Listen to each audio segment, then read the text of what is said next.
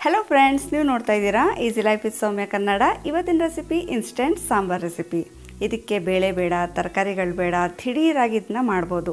ಇಡ್ಲಿಗೆ, ದೋಸೆಗೆ, ಅನ್ನಕ್ಕೆಲ್ಲ ತುಂಬಾನೇ ಚೆನ್ನಾಗಿರುತ್ತೆ। ಹಾಗಾದ್ರೆ ಬನ್ನಿ ವಿಡಿಯೋ ಸ್ಟಾರ್ಟ್ ಮಾಡೋಣ। ಮೊದಲು ಒಂದು ಕುಕ್ಕರ್ನ ಗ್ಯಾಸ್ ಮೇಲೆ ಇಟ್ಟಿದ್ದೀನಿ। ಈಗ ಇದಕ್ಕೆ 2 ದೊಡ್ಡ ಸೈಜ್ ಈರುಳ್ಳಿನ ರಫ್ ಆಗಿ ಕಟ್ ಮಾಡ್ಕೊಂಡು ಹಾಕೊಂಡಿದ್ದೀನಿ। ಮತ್ತೆ ಹಸಿಮೆಣಸಿನಕಾಯಿ ಒಂದು 3 ಹಾಕೋತಾ ಇದ್ದೀನಿ। ಇದ್ರ ಜೊತೆಗೇನೆ 4 ಟೊಮೆಟೊ ಹಣ್ಣು, ದೊಡ್ಡ ಸೈಜ್ ಟೊಮೆಟೊ ಹಣ್ಣನ್ನ ರಫ್ ಆಗಿ ಕಟ್ ಮಾಡ್ಕೊಂಡು ಹಾಕೋತಾ ಇದ್ದೀನಿ। ಮತ್ತು ಬೆಳ್ಳುಳ್ಳಿ ಹೆಸರು ಒಂದು 8 ರಿಂದ 10 ಹಾಕೋತಾ ಇದ್ದೀನಿ। ಚೆನ್ನಾಗಿರುತ್ತೆ ಬೆಳ್ಳುಳ್ಳಿ ಜಾಸ್ತಿ ಹಾಕಿದಾಗ। ಮತ್ತು ಅರಿಶಿನದ ಪುಡಿ 1/4 ಚಮಚ, ಅಚ್ಚಕಾರದ ಪುಡಿ ಅರ್ಧ ಚಮಚ, ಮತ್ತು ಧನಿಯಾ ಪುಡಿ 1 ಟೀ ಸ್ಪೂನು, ಮತ್ತು ರುಚಿಗೆ ತಕ್ಕಷ್ಟು ಉಪ್ಪು ಹಾಕೋತಾ ಇದ್ದೀನಿ।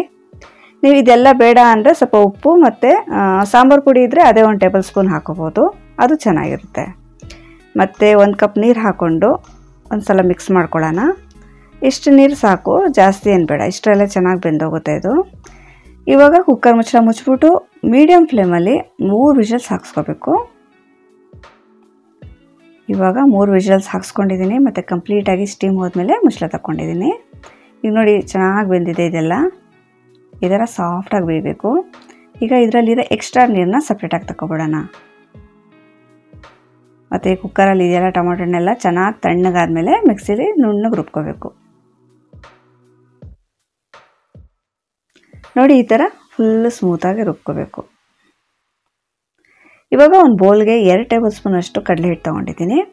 ಈಗ ಇದಕ್ಕೆ ಎಷ್ಟು ಬೇಕೋ ಅಷ್ಟು ನೀರು ಸೇರಿಸ್ಕೊಂಡು ಚೆನ್ನಾಗಿ ಮಿಕ್ಸ್ ಮಾಡ್ಕೋಬೇಕು, ಗಂಟು ಇಲ್ಲದೆ ಮಿಕ್ಸ್ ಮಾಡ್ಕೋಬೇಕು। ಒಂದು ಅರ್ಧ ಮುಕ್ಕಾಲು ಕಪ್ ಅಷ್ಟು ನೀರು ಹಾಕೊಂಡ್ರೆ ಸಾಕು। ಇವಾಗ ಇದು ಚೆನ್ನಾಗಿ ಮಿಕ್ಸ್ ಆಗಿದೆ। ಇವಾಗ ಸಾರಿಗೆ ಒಂದು ಒಗ್ಗರಣೆ ಹಾಕ್ಕೊಂಡು ಚೆನ್ನಾಗಿ ಕುದಿಸ್ಕೋಬೇಕು। ಒಗ್ಗರಣೆ ಹಾಕೊಳ್ಳೋಕ್ಕೆ 2 ಟೇಬಲ್ ಸ್ಪೂನ್ ಅಷ್ಟು ಎಣ್ಣೆನ ಬಿಸಿ ಮಾಡ್ಕೋತಾ ಇದ್ದೀನಿ। ಎಣ್ಣೆ ಬಿಸಿಯಾಗಿದೆ। ಈಗ ಇದಕ್ಕೆ ಅರ್ಧ ಟೀ ಸ್ಪೂನ್ ಅಷ್ಟು ಸಾಸಿವೆ ಕಾಳು ಮತ್ತು ಅರ್ಧ ಟೀ ಸ್ಪೂನ್ ಅಷ್ಟು ಜೀರಿಗೆ ಹಾಕೋತಾ ಇದ್ದೀನಿ। ಸಾಸಿವೆ ಜೀರಿಗೆ ಚೆನ್ನಾಗಿ ಸಿಡಿದ ಮೇಲೆ ಇದಕ್ಕೆ ಸ್ವಲ್ಪ ಕರ್ಬೇವಿನ ಸೊಪ್ಪು ಮತ್ತು ಸ್ವಲ್ಪ ಬೆಳ್ಳುಳ್ಳಿ ಮತ್ತು ಸ್ವಲ್ಪ ಒಣಮೆಣಸಿನ್ಕಾಯಿ ಹಾಕೋತಾ ಇದ್ದೀನಿ। ಬೆಳ್ಳುಳ್ಳಿನ ಸ್ವಲ್ಪ ಜಜ್ಜಿಬಿಟ್ಟು ಹಾಕೋತಾ ಇದ್ದೀನಿ।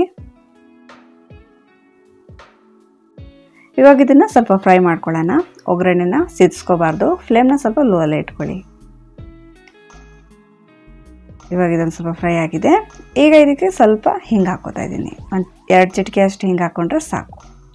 ಈಗ ತಕ್ಷಣ ಇದಕ್ಕೆ ರುಬ್ಬಿಟ್ಟಿದ್ವಲ್ಲ ಟೊಮೊಟೊ ಪೇಸ್ಟ್ ಹಾಕೋತಾ ಇದ್ದೀನಿ। ಇದರ ಜೊತೆಗೇ ಟೊಮೊಟೊ ಹಣ್ಣು ಬೇಯಿಸಿರೋ ನೀರು ಸಪ್ರೇಟ್ ಮಾಡಿಟ್ಟಿದ್ವಲ್ಲ ಆ ನೀರು ಸೇರಿಸ್ಕೊತಾ ಇದ್ದೀನಿ।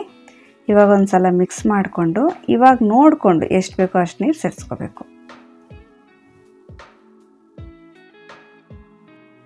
ಸ್ವಲ್ಪ ತೆಳ್ಳೆ ಇದ್ರೂ ಪರವಾಗಿಲ್ಲ, ಈ ಸಾರು ಸ್ವಲ್ಪ ತೆಳ್ಳಗೆ ಇರುತ್ತೆ, ಅದು ತುಂಬಾ ಚೆನ್ನಾಗಿರುತ್ತೆ। ಇವಾಗ ಇದನ್ನು ಒಂದು 5 ನಿಮಿಷ ಚೆನ್ನಾಗಿ ಕುದಿಯೋಕೆ ಬಿಡೋಣ। ನೋಡಿ ಚೆನ್ನಾಗಿ ಕುದಿ ಬರ್ತಾ ಇದೆ। ಇವಾಗ ಫ್ಲೇಮ್ನ ಲೋ ಮಾಡಿಕೊಂಡು ಕಡಲೆ ಹಿಟ್ಟು ಮಿಕ್ಸ್ ಮಾಡಿಟ್ಟಿದ್ವಲ್ಲ ಅದನ್ನು ಸೇರಿಸ್ಕೋಬೇಕು। ಕಡಲೆ ಹಿಟ್ಟು ಪೇಸ್ಟ್ ಹಾಕಿದ ತಕ್ಷಣ ಸಾರು ಟೆಕ್ಸ್ಚರೇ ಚೇಂಜ್ ಆಗಿಬಿಡುತ್ತೆ। ಸಾರು ತೆಳ್ಳಗಿತ್ತಲ್ಲ ಈಗ ಗಟ್ಟಿ ಆಗಕ್ಕೆ ಸ್ಟಾರ್ಟ್ ಆಗುತ್ತೆ। ಇವಾಗ ಒಂದು 2 ನಿಮಿಷ ಕುದಿಸ್ಕೊಂಡು ಇಳಿಸ್ಕೊಂಡ್ರೆ ಸಾಕು। ಅಕಸ್ಮಾತ್ ತುಂಬ ಗಟ್ಟಿ ಅನಿಸಿದ್ರೆ ನಿಮಗೆ ಇನ್ನೂ ಸ್ವಲ್ಪ ನೀರು ಸೇರಿಸ್ಕೋಬೋದು। ಮತ್ತು ಇವಾಗ ಲಾಸ್ಟಲ್ಲಿ ಒಂದು ಸಲ ಉಪ್ಪು ಖಾರ ಎಲ್ಲ ಚೆಕ್ ಮಾಡ್ಕೊಳ್ಳಿ, ಬೇಕು ಅಂದರೆ ಇನ್ನೂ ಸ್ವಲ್ಪ ಖಾರದ ಪುಡಿ ಉಪ್ಪು ಎಲ್ಲ ಸೇರಿಸ್ಕೋಬೋದು। ಇವಾಗ ಸಾರು ಕುದೀತಾ ಇದೆ, ಮತ್ತು ಸಾರು ಟೆಕ್ಸ್ಚರ್ ನೋಡಿ ಕರೆಕ್ಟಾಗಿದೆ, ಯಾಕಂದರೆ ಇದು ತಣ್ಣಗಾಗ್ತಾ ಆಗ್ತಾ ಇನ್ನೂ ಗಟ್ಟಿ ಬರುತ್ತೆ। ಸೊ ಈ ಟೆಕ್ಸ್ಚರ್ ಬಂದಿದ ತಕ್ಷಣ ಇಳಿಸ್ಕೋಬೇಕು, ಇದು ಕರೆಕ್ಟಾಗಿದೆ। ಇವಾಗ ಸಾರು ಇಳ್ಸೋಕ್ಕೆ ಮುಂಚೆ 1-2 ಐಟಮು ಕಂಪಲ್ಸರಿ ಹಾಕಲೇಬೇಕು। 1 ಟೇಬಲ್ ಸ್ಪೂನ್ ಅಷ್ಟು ತುಪ್ಪ ಮತ್ತು ಜೊತೆಗೆ ಸ್ವಲ್ಪ ಕಟ್ ಮಾಡಿರೋಂಥ ಕೊತ್ತಂಬರಿ ಸೊಪ್ಪು। ಈಗ ಒಂದು ಸಲ ಮಿಕ್ಸ್ ಮಾಡ್ಕೊಂಡು ಇಳಿಸ್ಕೋಬೇಕು। ಹಬ್ಬಬ್ಬ ಏನು ರುಚಿ ಅಂತೀರ ಈ ಸಾರು, ತೃಪ್ತಿ ಪಟ್ಕೊಂಡು ನೀವು ಊಟ ಮಾಡ್ಬೋದು ಈ ಸಾರಲ್ಲಿ। ತುಂಬ ಸ್ಟ್ರಾಂಗ್ ಆಗಿಲ್ಲ, ತುಂಬ ಹೆವಿ ಆಗಿಲ್ಲ, ಯಾವಾಗ ಬೇಕಾದ್ರೂ ದಿಢೀರಾಗಿ ಈ ಸಾರನ್ನ ಮಾಡ್ಕೊಬಿಡ್ಬೋದು।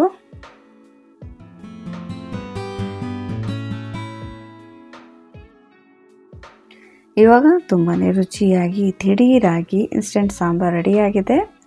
ಇದು ಇಡ್ಲಿ ಜೊತೆ, ದೋಸೆ ಜೊತೆ, ಅನ್ನಕ್ಕೆಲ್ಲ ಸೂಪರ್ ಆಗಿರುತ್ತೆ। ಇವತ್ತಿನ ವಿಡಿಯೋ ನಿಮ್ಗೆ ಇಷ್ಟ ಆದರೆ ಪ್ಲೀಸ್ ನನ್ನ ಚಾನಲ್ನ ಸಬ್ಸ್ಕ್ರೈಬ್ ಮಾಡ್ಕೊಳ್ಳಿ, ವಿಡಿಯೋನ ಲೈಕ್ ಮಾಡಿ। Thank you for watching.